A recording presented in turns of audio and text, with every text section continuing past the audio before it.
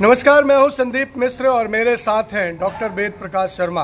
वेद प्रकाश शर्मा जी की बहुत ज़बरदस्त पकड़ है पुरानी पेंशन और नई पेंशन पर। पुरानी पेंशन राजस्थान सरकार ने बहाल की, उसके पीछे अगर किसी ने दधीची की तरह काम किया तो वो शख्स मेरे सामने मौजूद हैं। शर्मा जी, आपका स्वागत है। मैं professor Ved Prakash Sharma AICC Akhil Bharatiya Congress committee का मेंबर हूं और राजस्थान प्रदेश कांग्रेस कमेटी में रिसर्च डिपार्टमेंट का चेयरमैन हूं। जी, आपसे मेरी चर्चा हो रही थी, गुफ्तगू हो रही थी अभी कि पुरानी पेंशन और नई पेंशन की जो अंतर है वो आपने राजस्थान सरकार को बारीकियों से समझाया। क्या बता रहे थे आप, क्या है इन दोनों पेंशन में अंतर? देखिए, ये ओल्ड पेंशन स्कीम को लागू करना ये अपने आप में बहुत बड़ी महत्वपूर्ण स्कीम है और हमारा सौभाग्य है क्योंकि मैं राजस्थान प्रदेश कांग्रेस कमेटी में चेयरमैन हूँ रिसर्च डिपार्टमेंट का। तो हमारे राजस्थान स्टेट के मुख्यमंत्री आदरणीय अशोक गहलोत जी ने ये सबसे पहले ओल्ड पेंशन स्कीम को लागू किया। ओल्ड पेंशन स्कीम एक साधारण स्कीम नहीं है, यह पेंशन के साथ हिंदुस्तान के सामाजिक ताने बाने को जोड़ने का भी साधन है। यदि हम बात करें डेटा की तो हमारे अकेले राजस्थान में लगभग 8 लाख जो परिवार है वो ओल्ड पेंशन स्कीम से उनके हित जुड़े हुए हैं, कर्मचारी हैं। यदि हिंदुस्तान की बात करें तो 4 करोड़ 32 लाख लोग ओल्ड पेंशन स्कीम से जुड़े हुए हैं, कर्मचारी हैं। यदि इनके वोटर्स की संख्या की बात करें तो पूरे हिंदुस्तान में 20 से 22 करोड़ वोटर्स इस स्कीम से प्रभावित होते हैं। यदि स्कीम की बात करें जी तो ये ओल्ड पेंशन स्कीम को हटाकर जो NPS योजना जो NDA सरकार ने जो चलाई, भारतीय जनता पार्टी की सरकार ने लागू की, यह कर्मचारियों के साथ घोर अन्याय है, धोखा है। इससे बड़ा कोई धोखा हो ही नहीं सकता क्योंकि ओल्ड पेंशन स्कीम और NPS में दोनों में दिन रात जैसा अंतर है। अच्छा जी। ओल्ड पेंशन स्कीम के तहत जो कर्मचारियों को पेंशन दी जाती है वो खजाने से दी जाती है, सरकार के खजाने से दी जाती है, ट्रेजरी से दी जाती है।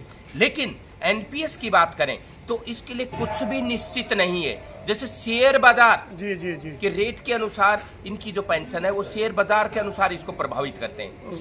तो यह धोखा है कर्मचारी के साथ में, उसी की जेब से पैसे निकाल कर और उसी को असुरक्षित कर देना। तो आप कहते हैं कि इनडायरेक्टली रूप में कि अटल बिहारी वाजपेयी जी ने धोखा किया है कर्मचारियों के साथ? भारतीय जनता पार्टी की सरकार ने निश्चित तौर से OPS को हटाकर NPS लगाकर पूरे हिंदुस्तान के सरकारी कर्मचारियों के हितों का कुठाराघात किया है। कुठाराघात नहीं, ये घोर अन्याय किया है।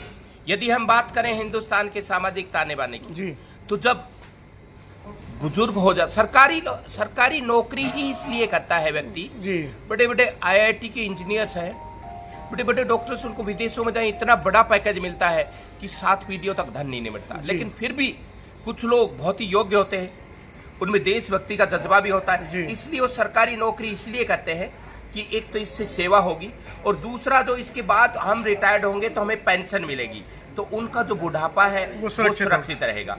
लेकिन यदि आप उसका पेंशन ही खत्म कर देंगे तो जो प्रतिभाएं हैं वो सरकारी नौकरी क्यों करेंगी? शर्मा जी, आपसे एक सवाल यहाँ मैं रोकूंगा।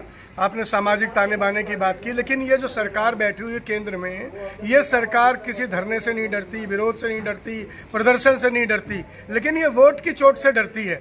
आपने जो 4 करोड़ 32 लाख का आंकड़ा बताया, इसे 5 गुना करते हैं तो लगभग 23-24 करोड़ मतदाता होता है जो प्रभावित है। इस सरकार से कैसे आम आदमी को निजात मिलेगा, सरकारी आदमी जीत सकता है? एक फॉर्मूला ये भी बताओ आप।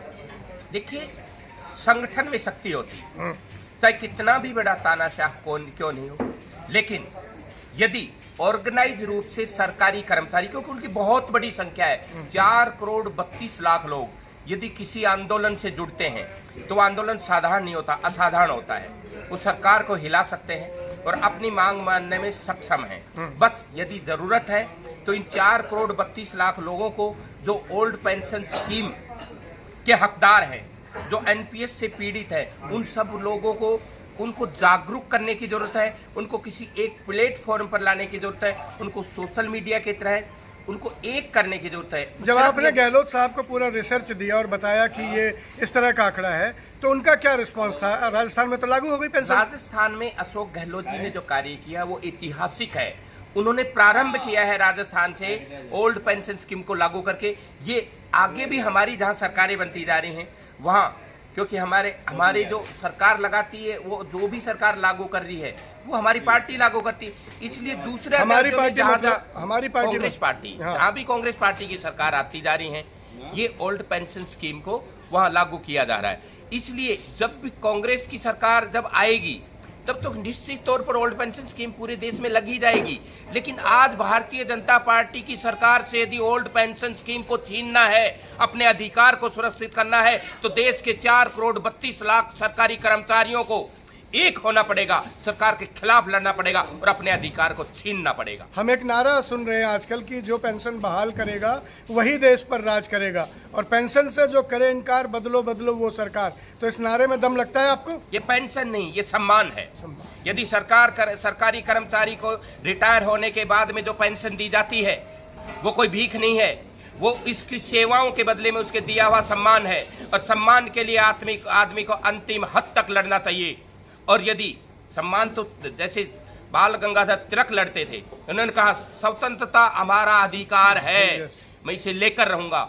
इसी विल से सरकारी कर्मचारी, यदि 4 करोड़ 32 लाख सरकारी कर्मचारी हिंदुस्तान में हैं, वो इस बात को सोच लें कि ओल्ड पेंशन स्कीम या पेंशन लेना मेरा अधिकार है और हम इसे लेकर रहेंगे।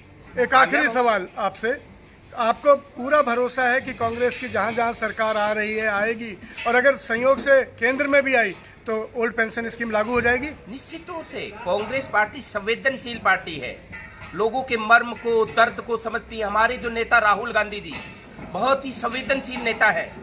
आज पूरे विश्व में जितने संवेदनशील नेता राहुल गांधी जी हैं, इतनी संवेदनशीलता किसी भी नेतृत्व में नहीं है। तो मुझे पूरा भरोसा है, यदि केंद्र में कांग्रेस की सरकार आती है तो राहुल गांधी जी पूरे देश में ओल्ड पेंशन स्कीम को लगाएंगे, ये मेरा दृढ़ विश्वास है। चलते चलते पेंशन विहीनों को क्या संदेश देंगे आप? पेंशन विहीनों को मैं ये कहना चाहूंगा कि पेंशन कोई भीख नहीं है, ये आपका अधिकार है, इसके लिए लड़ना चाहिए। जो भी यदि पेंशन काट रहा है वो उनका हक छीन रहा है।